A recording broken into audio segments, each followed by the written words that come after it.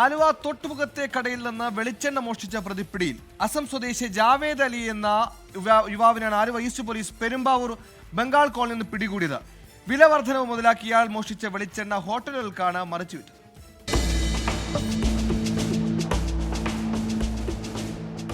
കഴിഞ്ഞ ദിവസമാണ് ആലുവ തോട്ടുമുഖത്തെ ഷാ ഫുഡ്സ് ആൻഡ് വെജിറ്റബിൾസ് എന്ന കടയിൽ നിന്ന് 30 കുപ്പി വെളിച്ചെണ്ണയും 10 കൂട് പാലും ഒരു പെട്ടി ആപ്പിളും മോഷണം പോകുന്നത്. വെളിച്ചെണ്ണയുടെ വില കുത്തനെ ഉയരുന്നതിന് പിന്നാലെയായിരുന്നു മോഷണം.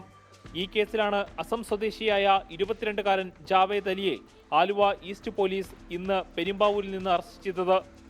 ആലുവ SP-യുടെ സ്ക്വാഡാണ് CI കേഴ്സന്റെ നേതൃത്വത്തിൽ പെരുമ്പാവൂരിൽ നിന്ന് പ്രതിയെ പിടികൂടിയത്.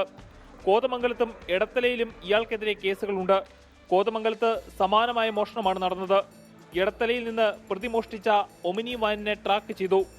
30-ലധികം CCTV ദൃശ്യങ്ങൾ പരിശോധിച്ചതിന്റെ അടിസ്ഥാനത്തിലാണ് പ്രതി പെരുമ്പാവൂർ വഴി സഞ്ചരിച്ചുവെന്ന് പോലീസിന് മനസ്സിലായത്.